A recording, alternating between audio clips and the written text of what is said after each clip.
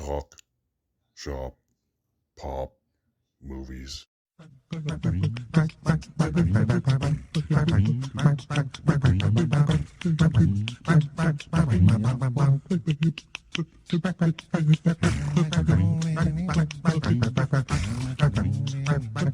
Ahoy there, this is Derek, the Convicted Cinephile, and if you're a convicted cinephile yourself, please like, share, and subscribe to the channel down below. On my channel, I like to talk, shop, and pop open, that is, movies and physical media. And today I'm going to be going over the Bafta results and what they mean for the Academy Awards. So I'm going to be focusing on categories that cross over with the Oscars. No Rising Star Award, no Best British Film. I might mention what won, but I'm not going to go deep into them because they have no effect on the Oscars because they don't have those categories. Accuracy-wise, as far as my predictions go, I did horrible. This is the worst I've done in a long time. I only got 59% right. 59% right is pretty bad. Usually I get at least like 75-ish, but there were a few cool surprises, a couple things I was glad I got wrong, because the thing that won is something I would prefer or was happy that won. So we're just going to go straight into it. We're going to start with Best Picture, where the winner there was, not surprisingly at all, Oppenheimer. The other nominees were Poor Things, Anatomy of a Fall, Holdovers, and Killers of the Flower Moon. I didn't really think anything else stood a chance here. I thought maybe Poor Things at the BAFTAs, but Poor Things couldn't even win Best British Film. That ended up going to The Zone of Interest, which won 3 awards, and I kind of consider all 3 of them to be surprise wins. And I was a fan of that movie. I finally saw it last week, so I was very happy The Zone of Interest did as well as it did, but we'll get more into that when we get to those categories. Yeah, what does this mean for the Oscars? Oppenheimer's probably winning Best Picture. That's what it means. We already knew that, though. There's no real second place movie. Like, usually when there's like a surprise win, there's always something kind of like creeping up behind the movie. Like with La La Land, we had Moonlight, and it was always kind of right there. It won the Golden Globe for Best Picture Drama. It won at WGA. It won a few things here and there that made it the second place thing. Like a movie like Power of the Dog or The Revenant, per se, was always like respected more than it was liked. And Oppenheimer isn't that. It's a movie people really, really like and really respect. So it's like the perfect kind of winner. So there's no reason to vote against it, really, unless you just like hate Christopher Nolan for some reason. Oppenheimer's gonna win Best Picture at the Oscars. It'd be a shock if it didn't. If it doesn't win, like I said, I don't know what the hell would win in second place. Whatever wins one of the Screenplay awards, most likely. But we'll get more into the screenplay categories when we get there. And one of the coolest things about Oppenheimer winning Best Picture is that the unsung hero of the Nolanverse is Emma Thomas, his wife. So it's cool that she's finally able to make all these winning speeches and accepting awards for herself, because everyone always talks about Christopher Nolan, because he does all these things for his amazing movies that everybody seems to like for the most part. But no one ever calls her out by name that often. So it's nice that she's getting her due finally with all these Best Picture awards. And since we're already talking about him, let's go straight into Best Director. For Christopher Nolan, he's winning, even if Oppenheimer doesn't win Best Picture, which would be a shame after what I just said about Emma Thomas, honestly. But he's got this thing in the bag. The other nominees were Jonathan Glazer for Zone of Interest, which is amazing, like I said. Justine Triet for Anatomy of a Fall, which I still need to watch. Alexander Payne for The Holdovers, who's not nominated for the Oscar, who I love, though. I love The Holdovers. Andrew Haigh for All of Us Strangers, who's definitely a BAFTA pick. And Bradley Cooper got in at the BAFTAs for Maestro, but he is not nominated for Best Director at the Oscars. So the first 3 I said, Nolan, Glazer, and Triet, are the only 3 nominated at the Oscars. The others are Yorgos Lanthimos and Martin Scorsese. So given the fact that those 3 made it here and the other 2 didn't, pretty much guarantees that Nolan's going to win Best Director. And he won at the DGA, which if you watch my Directors Guild Award video I did last week when he won that, he has statistically like a 93.5% or so chance of winning Best Director based on the statistics of the history of the DGA. You should watch it. It's not a very long video. Best Actress, not surprisingly, went to Emma Stone for Poor Things, who is amazing, and her speech was delightful. All the speeches were really good at the BAFTAs. I watched them through BritBox. I streamed them live yesterday, if you didn't know that. So after combating like 7 copyright claims on the video, you can finally watch it now, somewhat edited down. I think I had to cut like 7 minutes out of it or something like that. So you could watch me watch the whole show if you want to be able to watch the entire show with most of the acceptance speeches. I played pretty much all of the audio throughout the whole show, so you can see a good chunk of it. if you have no other way to watch it and you're interested, or if you just want to fast forward and see who wins and watch the speeches, feel free to do so. You won't hurt my feelings. Anywho, Emma Stone won. The other nominees were Sandra Hüller for Anatomy of a Fall, who was nominated at the Oscars, Carey Mulligan for Maestro, who was nominated at the Oscars, Margot Robbie for Barbie, who was not nominated at the Oscars. We all heard about that too many times. And the other two, Vivian Oparah for Rye Lane and Fantasia Barrino for Color Purple, are also not nominated at the Oscars, so we have another case of half of these being nominated at the Oscars. Lily Gladstone is the biggest omission here. Her not getting in here was crazy. That means she wasn't one of the top two vote getters. Top two or three. I forget how each category works. I think acting is three, directing is two, because they have juries vote for each thing. I talk about it in the Bafta videos I've done previously of the top awards. I think just the acting awards and directors have juries for each category, and they're all different juries. So everybody votes. The top two vote getters, or top three vote getters, get in regardless, and then the jury saves the three people they think deserve it the most. So it's kind of weird, but it's kind of cool because then you get some random little BAFTA quirks in there. I like that. But Lily Gladstone wasn't a top three person, and they didn't save her from the jury, so that was kind of telling, I guess, that they don't care for Killers of the Flower Moon that much. And then when Martin Scorsese doesn't get in for director, you can kind of tell. But it still managed to get in for Best Picture, which is the weirdest thing. I think Emma Stone has I won't say she has it in the bag because we still have SAGs coming up on Saturday, and I'll be doing a whole show about that after the fact. If Lily Gladstone wins at SAG, then we have a race. If Emma Stone wins at SAG, then she's winning at the Oscars. Best Actor went to Cillian Murphy for Oppenheimer. Oppenheimer had a good day. It won 7 awards. I was rooting for Paul Giamatti to win for the holdovers. He still might win at SAG, and if he wins at SAG, like I said, we have a race. If Cillian Murphy wins at SAG, I think he's taking the Oscar because they're the two shows that have actual crossover votes. I expected Cillian Murphy to win here because the BAFTAs.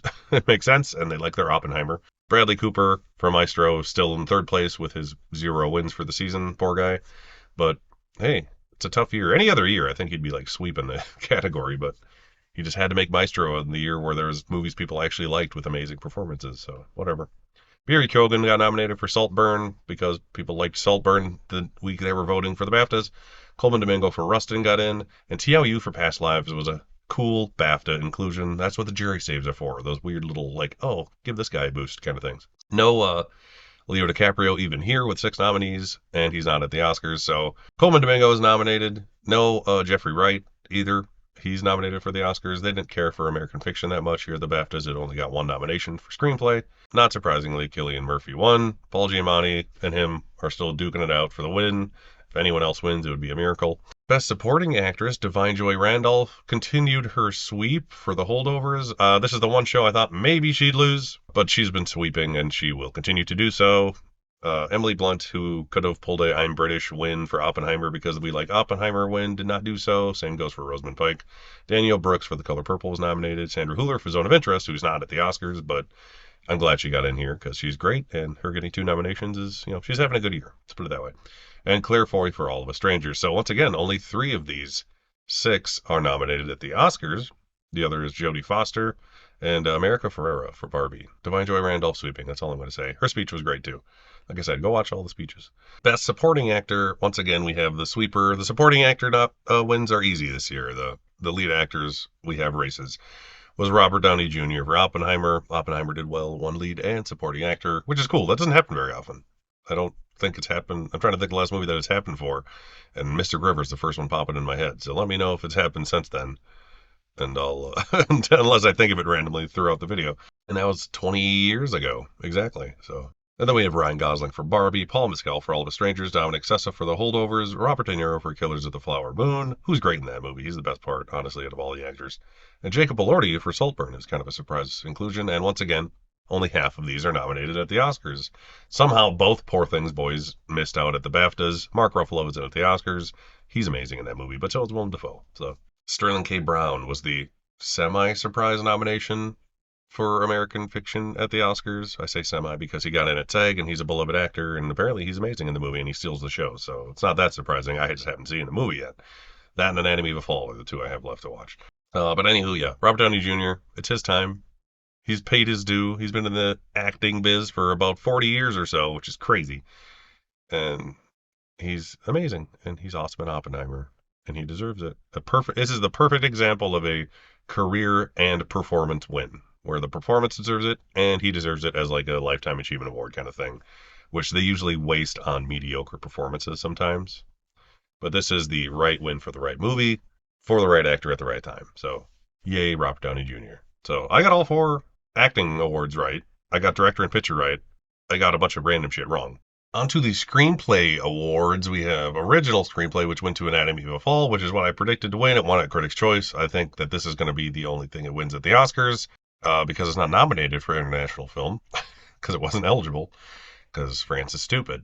Also, the rules for international film at the Oscars are stupid too. They need to fix that first. And then the other nominees were Holdovers, which I would have been happy if that won. Barbie, which I'm glad it didn't win because I like Barbie, but I don't think it deserves to win screenplay personally. Past Lives, which has a fantastic screenplay, and Maestro, which is the one everyone complains about being in there, yet it still gets in everywhere. So what are you gonna do? But yeah, like I said, I haven't seen Anatomy Fall, but I hear great things. So with Barbie not in the category at the Oscars, it's unadapted. I don't think Anatomy of a Fall has a big chance of losing. I'm going to go with that probably for my prediction. But if the Holdovers surprises in original screenplay and wins, then that's your clear second place for Best Picture at the Oscars, I would say. The funny thing about Anatomy winning only original screenplay is that the same thing happened in adapted screenplay. American Fiction was the surprise winner. It only got nominated there and it won, which is makes it very strong at the Oscars to actually win in that category. I thought Poor Things might win here. So yeah, I was very pleasantly surprised that America, the two movies that I haven't seen in the Best Picture race were the two that won for screenplay, but it's nice they each won something. Anatomy only winning screenplay was surprising because I thought that was a shoe-in for international film, even against Zone of Interest. But the fact that Zone of Interest beat Anatomy here makes it even more obvious that it's going to win at the Oscars without Anatomy there, because Anatomy won like every other international film award this year, essentially. And Zone of Interest is great, so I have no complaints when that's going to win eventually. In adapted screenplay here, we also have Oppenheimer, which is nominated at the Oscars. It could have won if they really wanted to have an Oppenheimer sweep. Like it won 7 awards. It's not like it did badly, but it doesn't need to win screenplay too. So it's kind of nice they're giving screenplay to something else. A movie to win Best Picture either has to win screenplay or director or both. Usually, that rarely happens when that. It's happened what like 7 times or something like that, where that hasn't happened. I did a video about that like last year. But in the adapted screenplay category here, only 3 of these 5, yet again, are nominated at the Oscars. Barbie is in here because it's not an original, which people might pick to win an adapted because of the snubbery of Greta Gerwig and Best Director, and they might want to try to give her something. I'm glad that didn't happen here, but the BAFTAs didn't really care for Barbie. It only got 5 nominations compared to the Oscars where it got 8, which is still sort of an underperformance from what people expected, but it's still good for a movie about Barbie. So there's no real argument. I don't think it deserves to win screenplay. I thought it was kind of clunky personally, but I would like Poor Things to win it adapted from what I've seen because it's just a hilarious movie and I thought it was great. But American Fiction winning is cool, and I wouldn't argue that. And that shows that it is stronger than we think if it could win in the only category it has here. And it's better liked at the Oscars. It gives it an even better shot at the Oscars. In cinematography, Oppenheimer won, which was the front runner I was going with. Killers of the Flower Moon, Poor Things, Zone of Interest, and Maestro are the other nominees. Swap out Zone of Interest for El Conde at the Oscars, and that's your nominees. I wish Zone of Interest got in because it shot beautifully. Honestly, all of them would be good winners. This is a great category. Cinematography is always one of my favorite categories because there's rarely a bad nomination in there. And this is another example of that. Even with one swapped out, they still got 5 great nominees at the Oscars. It's just one of them is a movie nobody's seen, and it's black and white. Lots of black and white. You got black and white in Oppenheimer. You got black and white in Poor Things. You got black and white in Maestro. You got black and white in El Conde. The only movie that doesn't have a lot, really any black and white is Killers of the Flower Moon, which has like an opening newsreel that's black and white, but I won't count that because it's not part of the movie necessarily. But yeah, they like their, if it's black and white, it's probably going to get in at cinematography. That's the rule, especially this year, I guess. But yeah, Oppenheimer will probably win at the Oscars. The cinematographer, Hoyt van Hoytema, is that his name? I always forget. Weird name, but cool name. On to costume design. The battle here is truly between Barbie and Poor Things. Poor Things won here deservedly. I think it deserves to win at the Oscars. I'm hoping it does. I won't be surprised if it loses to Barbie at the Academy Awards, just because Barbie is more of a thing here in America than it is there. But Poor Things really deserves to win. I'm sorry.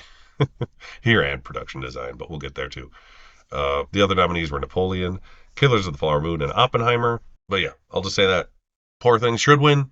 Barbie could win. Everything else, happy to be here. That's how costume design's going. Film editing, Oppenheimer won again, very deservedly so. Anatomy of a Fall, Poor Things, Killers, and Zone of Interest, yet again a very deserving nominee that's not in at the Oscars. I believe The Holdovers got in for editing instead of Zone of Interest, which I'm not complaining about because I love The Holdovers, so at least it's a movie that I like, honestly, more than Zone of Interest as far as rewatchability goes, but equally good movies, I would say. But Oppenheimer, I think, is the clear front runner and winner. Very cool to see another female winner who's not Thelma Schoonmaker winning an Oscar for editing.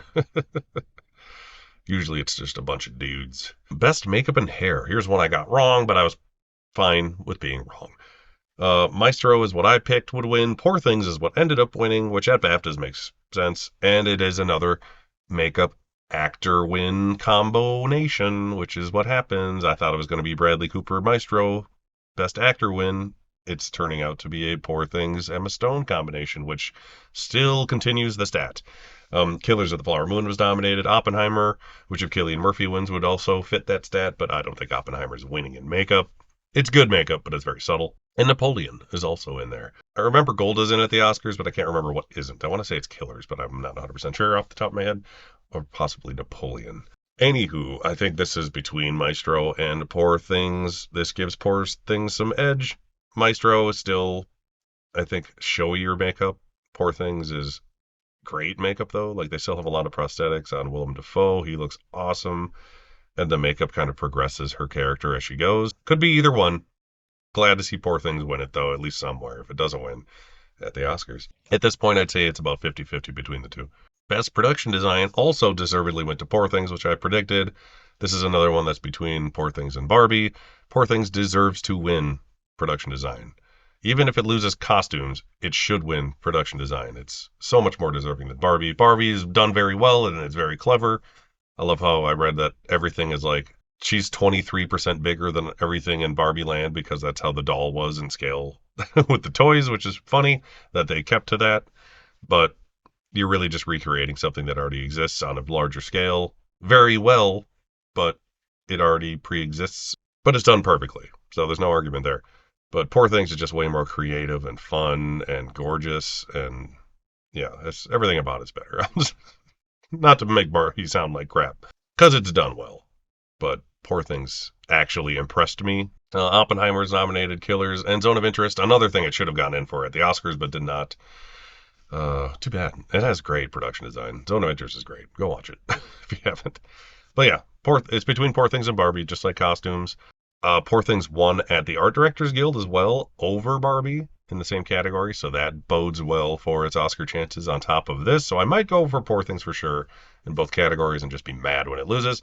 And Oppenheimer won at the Art Directors Guild in its category, so I would say that's in a solid third place behind Barbie. But yeah, go Poor Things. If it wins anything at the Oscars, even if Emma Stone loses, it should win production design. I'll just put it that way. On to best score. Another Oppenheimer has it in the bag category. Yes, no complaints here. Poor Things was nominated. Killers was nominated. Spider-Man was nominated, like it should have been at the Oscars and was not, sadly. And Saltburn, very deservedly, was nominated here, but it is also not at the Oscars. American Fiction and that SOB John Williams got in for that crappy Indiana Jones 5 movie. I love John Williams, obviously, everybody does, but Spider-Man score is so much better. So is Saltburns, for that matter. And Oppenheimer deserves to win. The score is amazing in that movie. It's like, it sound cliche, it's its own character in the movie.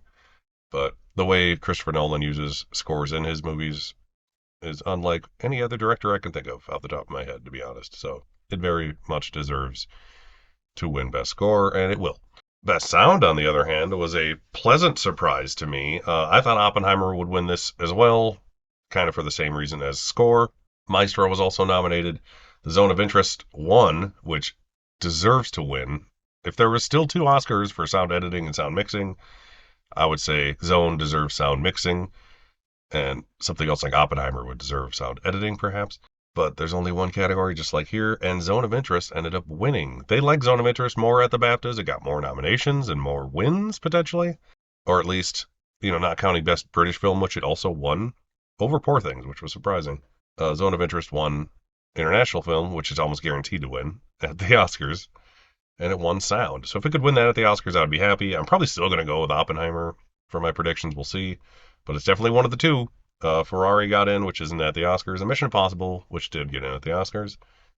But yeah, so it's between Oppenheimer and Zone of Interest. Which World War II movie is going to win? We'll see. But the sound work in Zone of Interest is unlike anything else. So that is why it is a very deserving winner. And I would have no complaints with it winning. But usually editing and sound go together all the time. So that's why I might just go with Oppenheimer. But if Zone of Interest wins, I'll be very, very happy. Best visual effects was a funny category.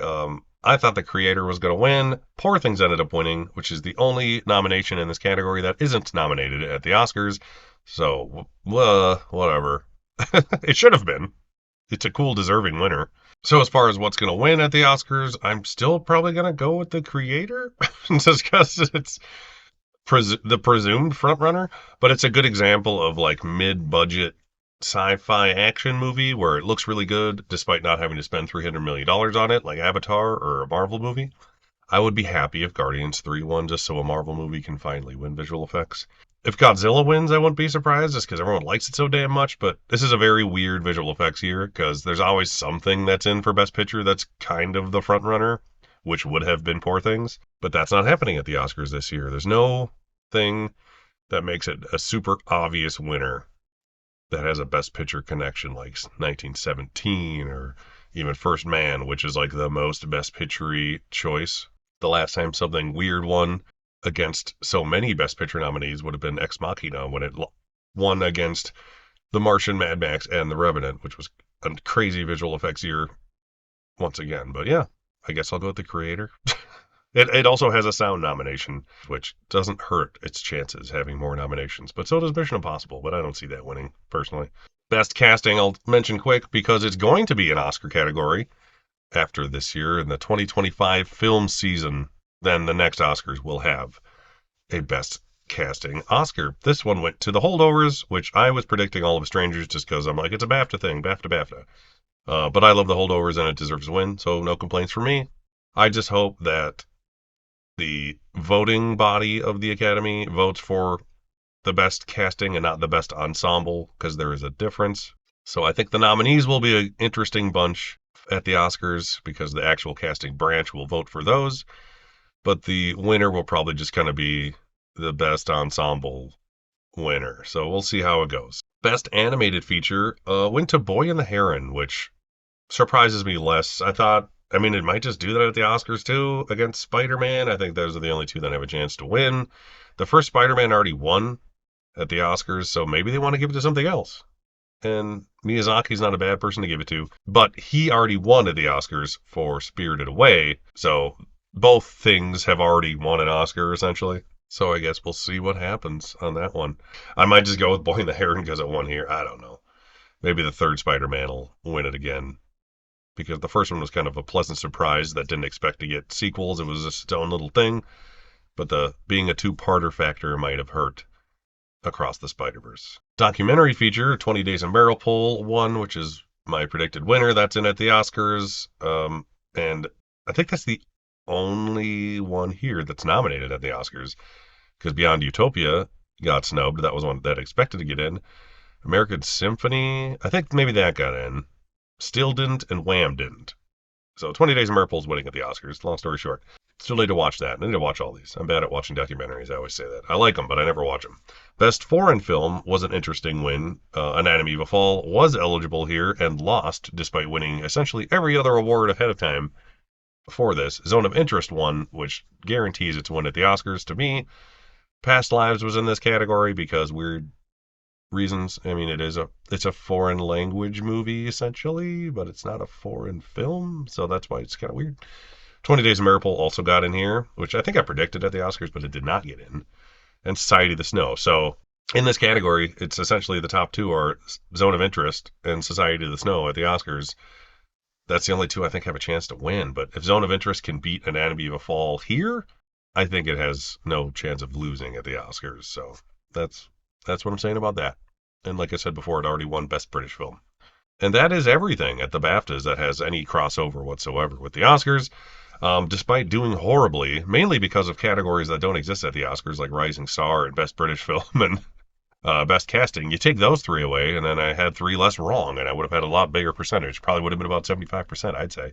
But what do you think of the winners? I'm super happy with everything that won, honestly. I'm happy that each screenplay winner got to win something. I'm happy Zone of Interest won so much. I didn't expect it to win anything here. It's a pleasant surprise win in sound. If it wins that at the Oscars, I'll be happy, but at least it will probably win Best Foreign Film, so that's something. But the sad thing is, it probably none of the awards it'll win will go to Jonathan Glazer, which is what sucks, unless it somehow wins Best Director, which isn't going to happen.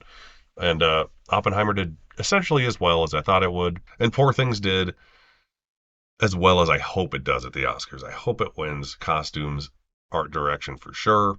Actress would be good. Anything else is a cherry on top, but it at least bare minimum deserves production design. Visual effects is a crapshoot this year without there being a Best Picture nominee or obvious front runner in there, like Avatar or something like that. Anatomy of a Fall will probably get a win in screenplay, like I said.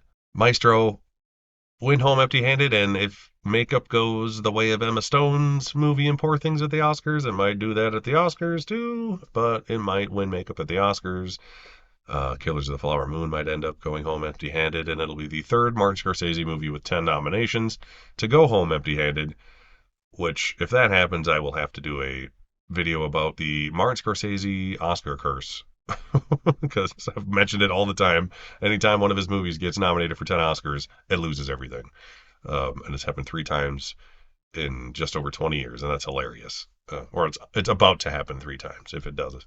Lily Gladstone, it's its best chance, and she didn't even get in at BAFTA, so that makes it not a very strong chance. The Holdovers won supporting actress, which will probably be its only win at the Oscars. It's only guaranteed win, at least. It could win original screenplay, but I think that's going to go to Anatomy, and I hope it wins Best Actor. If it does win Actor, Supporting Actress, and Screenplay, that is your obvious second place for Best Picture. But if American Fiction ends up winning Adapted Screenplay, and Anatomy of a Fall wins Original, one of those two you could consider being second place, unless Poor Things wins like six other things except for screenplay, and then it's like, that's probably second place just because it won so much. You never know, right? Like I said, I did great. Above the line, I only got one wrong at the BAFTAs. I missed adapted screenplay, and that was the surprise win for American Fiction. Everything else went as planned, went for Oppenheimer's and your Divine Joy Randolph's and your Emma Stone's. Very happy with the turnout at BAFTA for all the Oscar crossover categories. Like I said, what did you think? Let me know. What was your favorite winner? What was your favorite speech? They were all pretty damn good. Divine Joy Randolph's was fantastic. Like I said, if you'd like to watch the BAFTAs and have no real way to do so, watch my live stream I did when I watched it. You'll have to look at my ugly face the whole time, for the most part, but you can at least watch and hear all but a few minutes of the BAFTA broadcast. I had to chop off for copyright reasons like 7 or 8 minutes of the video, which isn't bad. I think it was like 2 hours and 13 minutes in total. And the final video is like 2 hours and 6 minutes. And the first like 10 or 15 minutes is just me bullshitting. So you could skip that. You won't hurt my feelings. Just skip through it and watch what you want to watch. I'll just be happy you came to me to do it. So, like I said, like, share, subscribe to the channel down below. Thank you for watching, and I'll see you next time. Talk, shop, pop, movies.